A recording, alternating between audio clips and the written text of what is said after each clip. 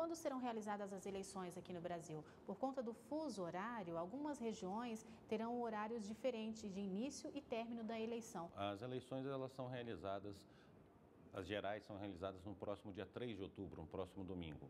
Vai das 8 horas da manhã a votação, a partir das 7 a mesa começa a se compor, mas a votação vai de 8 horas até as 17 horas.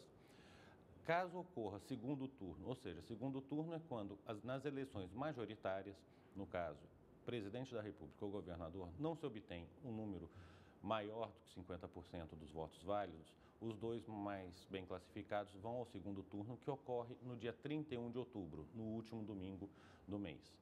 Também no mesmo horário, de 8 horas da manhã até as 17 horas é o horário de votação.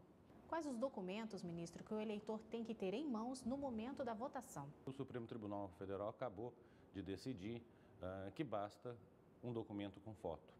Mas eu gostaria de esclarecer um ponto. É muito interessante que, se o eleitor tiver os dois documentos, o título de eleitor e um documento com foto, que apresente, porque isso vai facilitar o trabalho da Justiça Eleitoral e dará maior agilidade ao processo de votação. Se houver qualquer dúvida, com os dois documentos, o eleitor esclarecerá plenamente qualquer dúvida.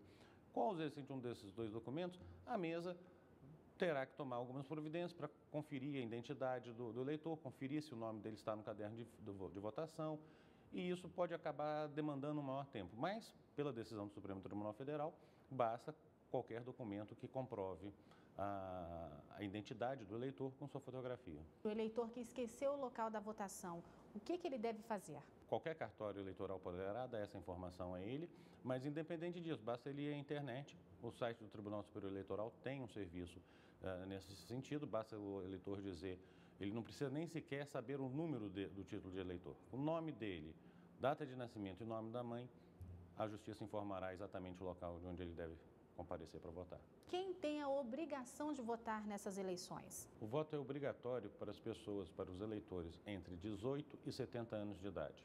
O eleitor registrado a partir dos 16 até os 18 anos, assim como aquele que tem mais de 70 anos de idade, tem direito ao voto facultativo, mas qualquer um que esteja nessa faixa de 18 a 70 anos, o voto é obrigatório. Quais são as sanções, ministro, para quem não votar? Além da multa, que todos reconhecem não é expressiva, que existe na Justiça Eleitoral, ele não estará quites com a Justiça Eleitoral, deverá pagar uma multa. Mas existem consequências mais graves, ao meu ver, do que essa multa, que é de poucos reais. O eleitor, por exemplo, apenas um exemplo, ele não poderá prestar nenhum concurso público, porque ele não pode tirar passaporte. Vários documentos que ele precisa na vida, sempre é exigida a prova de quitação eleitoral. O eleitor que não votar e não justificar, não estará quites com a Justiça Eleitoral. Seria até o caso dele sequer poder ser candidato.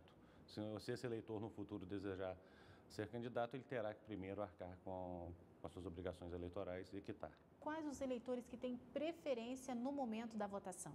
Terão preferências os candidatos, os juízes, seus auxiliares e servidores da Justiça Eleitoral. Ou seja, quem está trabalhando nas eleições tem a preferência para votar e poder voltar ao seu trabalho. Os promotores eleitorais, polícias militares de serviço e ainda os eleitores maiores de 60 anos, os enfermos, os portadores de necessidades especiais e as mulheres grávidas e lactantes. O portador de necessidades especiais pode ter ajuda de uma pessoa no momento de votar? Pode, independente inclusive dele requerer isso previamente à Justiça Eleitoral, a pessoa, obviamente, aquele que detém, que precisa de necessidades especiais, que precisa de um auxílio, ele pode escolher uma pessoa da sua confiança para auxiliá-lo. Os eleitores podem levar o santinho ou um papel, uma cola com o nome e o número dos candidatos. Tudo que você puder levar para agilizar o processo, para permitir que você não se esqueça, para ter certeza do seu voto, isso não há problema. O que se impede é que a pessoa leve qualquer mecanismo, um telefone celular, uma máquina fotográfica, uma filmadora, qualquer coisa que possa registrar o momento do voto, para que isso não sirva de prova, para que numa eventual compra de voto a pessoa possa mostrar ao comprador, dizendo, está vendo, votei em você.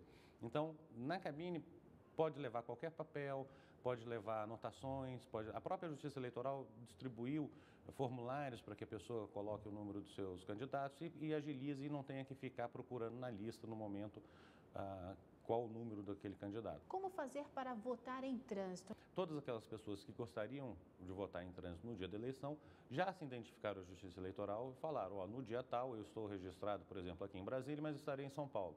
E já foi feito esse registro, isso já foi feito um cadastro. Essas pessoas podem também, através da página do tribunal na internet, verificar os locais de votação. Quem está em trânsito não votará para os demais cargos, votará apenas para um. Apenas para a eleição presidencial. Se o eleitor não estiver no seu domicílio no dia da eleição, como que ele pode fazer para justificar o voto? O site do tribunal na internet tem praticamente todas as informações que são necessárias. Ele, através desse site, ele pode imprimir a sua justificativa e comparecer a qualquer mesa de justificativa e apresentá-la e dizer, eu estou aqui em São Paulo, nesse exemplo que nós estamos falando, e meu domicílio é em Brasília, não posso lá votar. Então, ele apresenta a sua justificativa no estado onde ele estiver.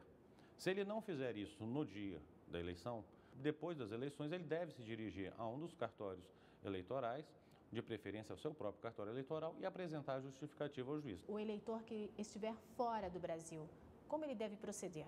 Aqueles que estão há muito tempo fora do Brasil, que residem e têm domicílio fora do Brasil, e já se dirigiram aos seus consulados, às embaixadas, e se registraram como eleitores no exterior.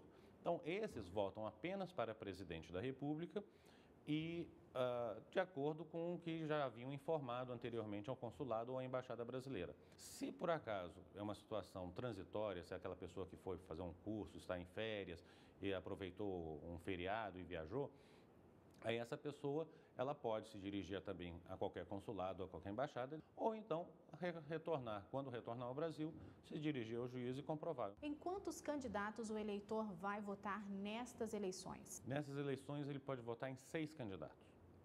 Ele pode votar no deputado estadual, aqui no Distrito Federal seria deputado distrital, no deputado federal, no governador e para senador ele tem 2 votos. Ele tem que votar 2 vezes para o Senado. Ele não pode repetir o mesmo voto. E além desses casos, o presidente da República.